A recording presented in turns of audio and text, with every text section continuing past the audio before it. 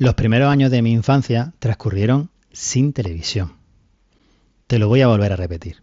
Nací en el año 1977 y aquellos primeros años de mi vida no estuvieron acompañados de la televisión. No lo cuento con pesar, al contrario, lo recuerdo como algo muy entrañable.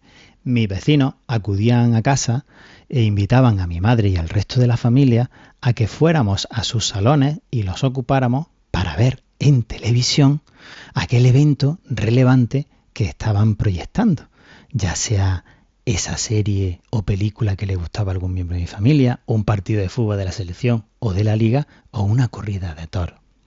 También recuerdo cómo me iba a casa de mis amigos y gracias a eso disfrutaba de momentos muy entrañables visionando junto a ellos series míticas, que por cierto no me perdí ninguna.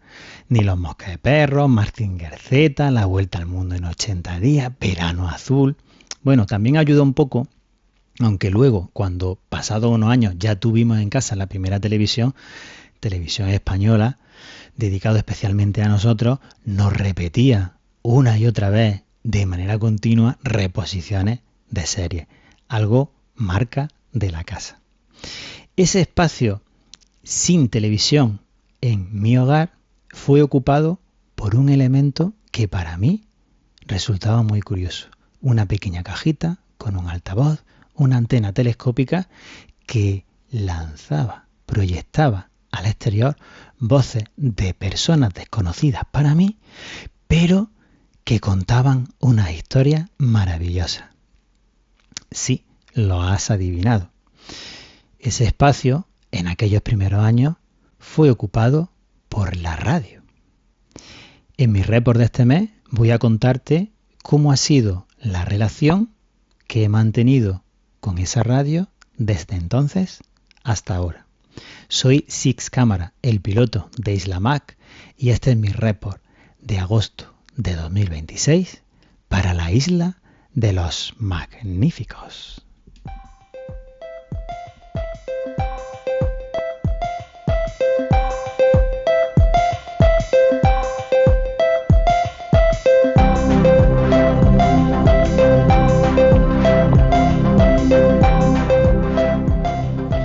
Sí, ya lo sé, no soy el primer náufrago que os cuenta cómo ha sido su relación con la radio. Ya lo hizo Lorenzo hablando de sus cacharrines, ya lo hizo el periodista en una historia muy emotiva, o incluso David alguna vez el Código Fuente nos ha contado algo relacionado con sus múltiples walkie-talkie o cuestiones de prepper y supervivencia que tanto le motivan. Pero ahora te voy a contar cómo ha sido, cómo fue y cómo será mi particular historia.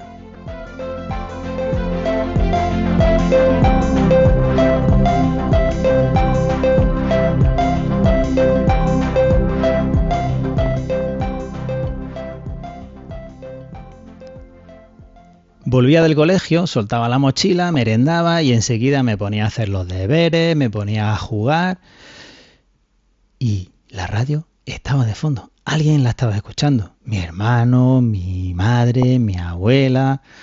Recuerdo cómo contaba un locutor o un oyente que llamaba a la emisora por teléfono alguna historia y mi abuela decía, escucha lo que está contando.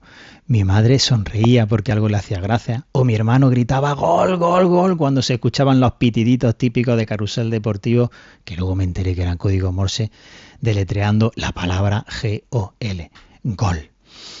Ahí estuvo la radio. Yo no era muy consciente de ello, pero me sonaba, escuchaba de fondo algunos anuncios míticos de comercios o tiendas de aquella época o voces legendarias que eran, locutores de la época, de emisoras locales, otras veces desconexiones nacionales, territoriales, que tenían de verdad un tono, un sonido muy, muy, muy potente, muy, muy, muy poderoso y sonaban como si fueran canónigos de la catedral o como si fueran ministros sentenciando y hablando. Me estoy refiriendo a voces tan legendarias y tan míticas como, por ejemplo, locutores del estilo de Fernando Arévalo, Indalecio Morales o Manuel Cruz, de emisoras locales de Jaén y que sonaban más o menos así. Hoy me he decidido a montar, alternando música y palabra, este romance de la luna de García Lorca. El testigo de la palabra para el relevo informativo en esta crónica de la hora 14 en la SER. Nos quedamos en la actualidad cercana de Jaén. Como digo, la televisión llegaría años después. En esa época yo ya estaba más cerca de mi preadolescencia que de mi infancia. Fue una vanguard en blanco y negro y la gozamos y la disfrutamos mucho. Pero la radio ya había sembrado sus semillitas y estaba ahí acompañándonos. Aunque, como os digo, yo no era muy consciente de ello. Veía cómo los demás seleccionaban en el dial lo que a ellos les interesaba. Pero yo todavía no tenía la inquietud de buscar por iniciativa propia aquello que quería oír.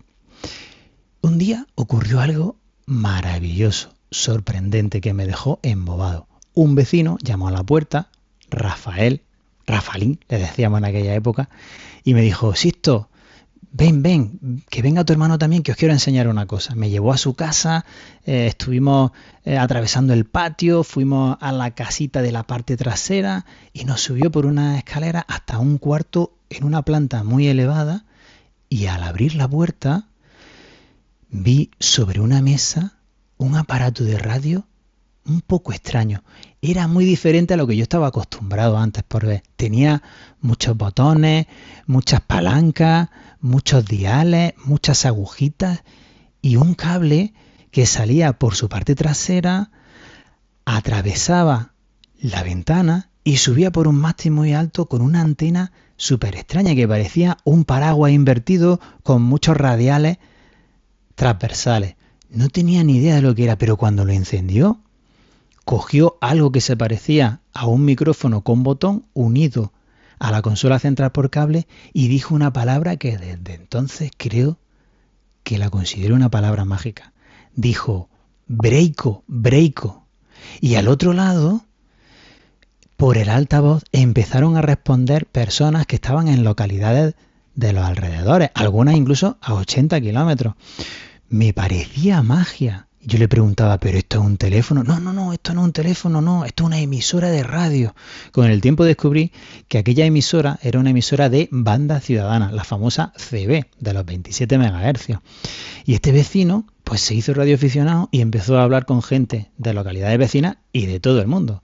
Porque la onda de radio es lo que tiene, puedes hablar con gente de todo el mundo. Eso me dejó impactado y me marcó para el resto de los tiempos.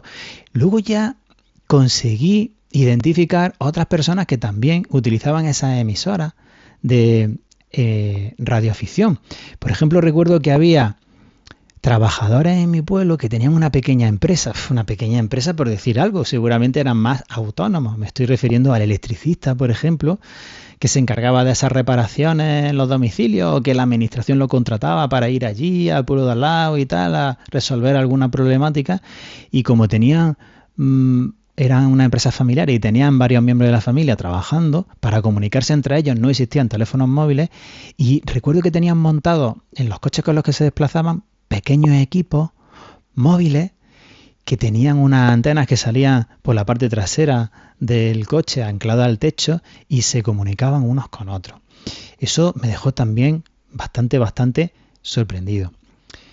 Fui escuchando día tras día esas emisoras de radio que mis familiares sintonizaban en el dial y poco a poco fui creciendo, me fui aproximando a la adolescencia y entonces ya era yo el que tenía la necesidad de sintonizar aquellos programas de interés para mí, no para los demás. Por supuesto, la música, en la adolescencia, la música, eso estaba claro. Incluso intentaba sintonizar esa emisora que siempre lanzaba los grandes hits y grabar en tus cintas de cassette parte de esos hits musicales, esos bombazos musicales, sin pillar a las palabras del locutor de turno que siempre te interrumpía para que no pudiera grabarla a tu gusto.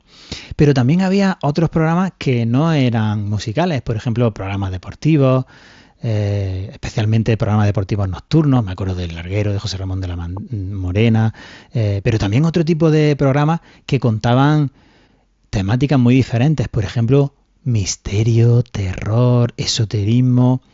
Recuerdo que en televisión había un presentador de referencia como era Jiménez del Oso, y en radio quien partía la pana era un tal Miguel Blanco.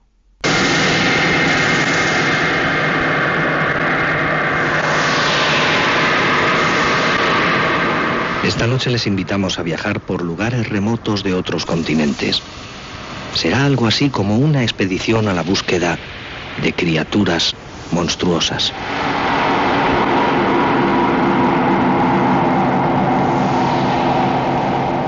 Seguiremos las huellas de ciertos seres peludos sobre los que circulan muchas leyendas.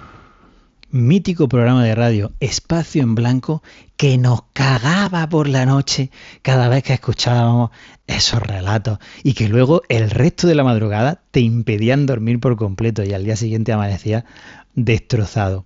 Fui creciendo y también en el sentido de el desarrollo de mis gustos radiofónicos sufrí la influencia de figuras de referencia en mi entorno y, como no, mi hermano, el periodista de la Isla de los Magníficos, fue uno de ellos.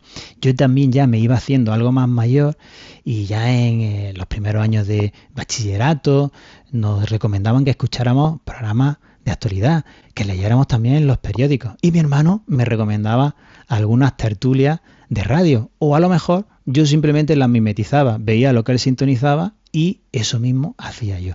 Y en aquella época, bueno, pues nos encontrábamos tertulias con tertulianos de la radio, como en la cadena SER, en programas míticos. Por ejemplo, Hora 25, con aquel trío de Carlos Mendo, Carlos Llama y Carlos Carnicero. Bueno, como digo, seguí creciendo, ya fui a la carrera, por la noche escuchaba la radio estudiando, haciendo trabajo, durante el día en el tránsito de un sitio a otro, en el coche, pero de repente llegó Internet.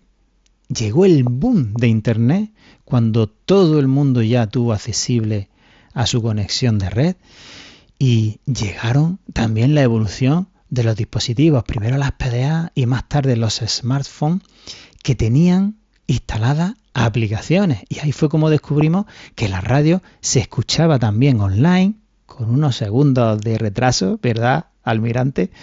Y también podía escucharlo a través de aplicaciones específicas, por ejemplo, TuneIn, que tú vivías en Jaén como yo, pero a través de la aplicación de TuneIn podías sintonizar la emisora local de radio y escuchar a mi hermano periodista presentando programas de radio aquí en Jaén. ¡Guau! Para mí eso era un pasón, era una gozada, todo ello desde mi teléfono móvil. Pero claro, eso supuso que esas radios que tenía, esos receptores con transistores, pues los fuéramos descuidando, abandonándonos, guardados en un cajón, criando polvo. Pero claro, es que el ordenador y sobre todo el teléfono móvil, ¡guau!, eso era una pasada, ¿no? Algunos dispositivos como los iPods también te permitían escuchar la radio, ¿no? Pero al final se impuso el smartphone y ahí con tu aplicación de cabecera de la radio de tu preferencia escuchabas la sintonía que quería. Y así fue pasando el tiempo y así fui escuchando radio de otra forma y abandonando aquel viejo receptor. Y eso que a los náufragos, a quienes ya conocía, me insistían mucho. Oye, no, que hay que seguir con la radio. Bueno, el almirante tiene una colección de radios brutal. Y David, el código fuente, hasta me llevó a ferias de radioafición. Aquí en Jaén, en la universidad, se celebraba una de ellas y allí estuve acompañándolos. Me quedaba flipado cómo hablaban del código Morse, cómo había una tienda, mercadillo de segunda mano, pero también stand de tiendas con equipos nuevos. Incluso mi hermano, el periodista, me regaló este walkie que estoy señalando ahí, que tiene una antenita, un Alinco japonés. ¡Buah! Maravilloso. Y fue de aquella feria y guardo muy buen recuerdo de ello.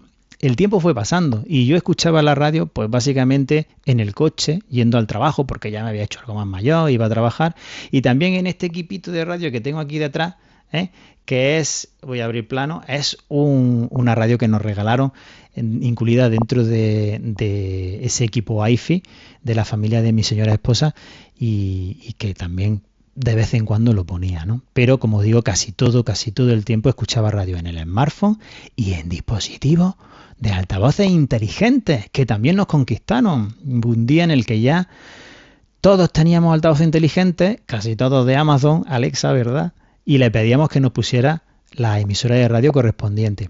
Al principio te la ponías sin más, luego ya te metía unas cuñitas de radio publicidad, y al final ya casi que escuchabas más anuncios de publicidad que lo que es la emisora. Le pedías que la pusiera, te soltaba 4 minutos de anuncios y ya decía, pero bueno, ¿cuándo me va a poner la emisión? Que se va a pasar la noticia, la desconexión de la noticia de la en punto, ¿no? Muchas emisoras también empezaron a colgar sus programas de radio en formato podcast. Y yo también empecé a consumir esos programas de radio a posteriori, en diferido, en formato podcast, por comodidad. Y ahí tenía yo en mi conciencia que esos dispositivos de radio seguían guardados, esos transistores de radio antiguos guardados en un cajón. Y entonces ocurrió algo que ninguno esperábamos. Pasaron los años y el año pasado ocurrió. ¿Cuánto se tardará exactamente en volver a la normalidad? Es algo que Red Eléctrica no puede decirnos aún con certeza. Nunca había ocurrido una caída a cero, como se dice técnicamente, del sistema, y lo que se está haciendo es ahora mismo ejecutar la recuperación de forma progresiva y prudente para evitar cualquier tipo de retrocesos en las próximas horas. Y nos quedamos sin electricidad. Y eso fue un bombazo. Aparte de hacer el ridículo a nivel internacional, los que vivimos aquella experiencia lo contaremos a nuestros nietos como algo realmente asombroso. Nos quedamos incomunicados, todo se cayó, claro. Habíamos apostado al estar comunicados a dispositivos que dependían de que hubiera una conexión a redes 5G, 4G y que tuvieran batería, alimentación. Y no, ese día no funcionó nada. Aquellos que tenían radio sí funcionaron. Yo recuerdo muchas cosas de ese día.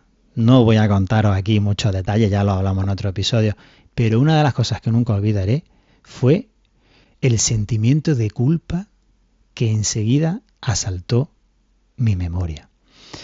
Desesperado busqué transistores por casa, busqué pilas que no tenía, se las quité a los mandos de la televisión para poder hacerlos funcionar. Y cuando yo saqué esa radio polvorienta del cajón y le coloqué las pilas, yo sentía que esa radio me miraba y me decía, ahora sí, ¿no? Hoy sí recurres a mí. Hoy que todo se ha caído, recurres a mí, a tu vieja radio abandonada, me pones unas pilas y pretendes echarme a funcionar para que te salve el culo, para tenerte informado. Y efectivamente, eso es lo que ocurrió. Estuve con el transistor, andando de un lado para otro, yendo al trabajo a ver a los compañeros, yendo a la familia, pero con mi viejo transistor, escuchándolo, porque era lo único que funcionaba. Y ese día tomé la determinación de recuperar el hábito de escuchar la radio, de volver a rescatar de cajones olvidados la cantidad de dispositivos transistores de radio que tenía. También tomé el firme propósito de presentarme al examen de radioaficionado y aprobarlo. Hacía muchos años antes que había comprado el manual oficial de la Unión de Radioaficionados de España y que lo llevaba estudiando, pero además estudiando en condiciones, ¿eh?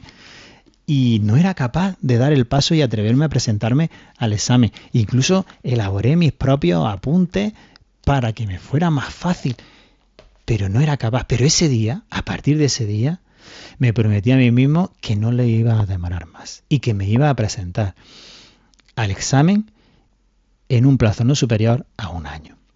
Me puse las pilas, empecé a comprar radios nuevas también, empecé a rehabilitar las viejas, recuperé el hábito de escucharlo. Antes por la mañana me despertaba y lo primero que hacía era encender el teléfono o consultar las noticias en el teléfono, y desde entonces mi hábito sería abrir los ojos y poner la radio en un transistor.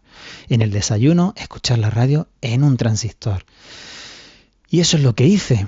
Con respecto a la radioafición, descubrí algunos canales amigos que me ayudaron mucho a prepararme el examen. Te hablo, por ejemplo, de Radio Sin Más, de Daniel, te hablo de el podcast CQ en frecuencia, te hablo de Riojanos por la radio, te hablo de Tomás Tango Bravo, un saludo para todos ellos.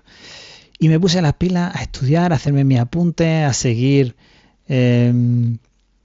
dedicando tiempo, a hacer test y con el firme propósito de aprobar un día ese dichoso examen.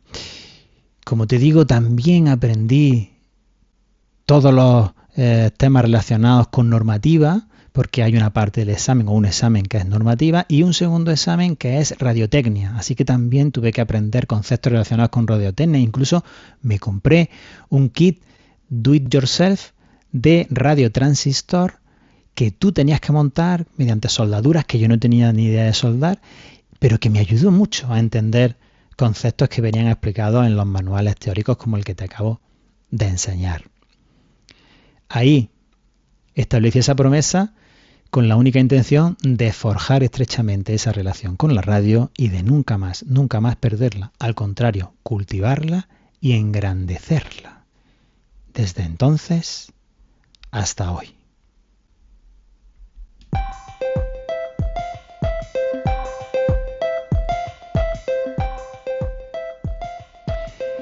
El 29 de mayo de 2026 me presenté en la Secretaría Provincial de Telecomunicaciones al examen oficial para la habilitación y obtención del diploma AREC de radioaficionado, un diploma de relevancia internacional.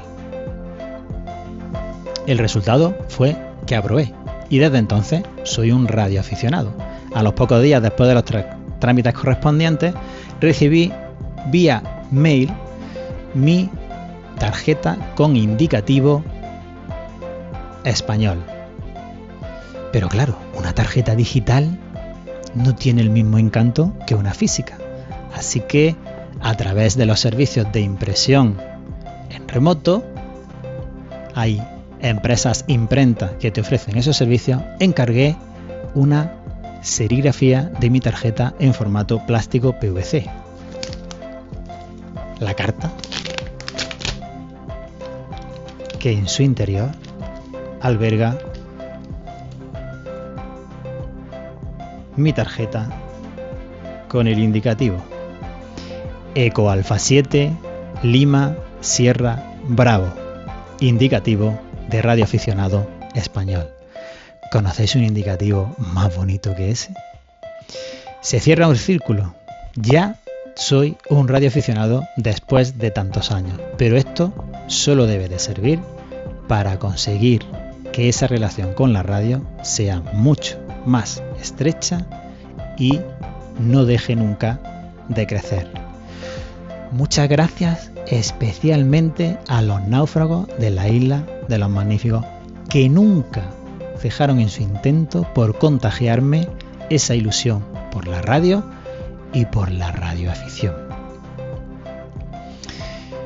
Hasta aquí este episodio, este emotivo report que relata la historia de la relación de la radio y yo. Nos seguiremos viendo después del verano, pero hasta entonces no dejes de escucharnos.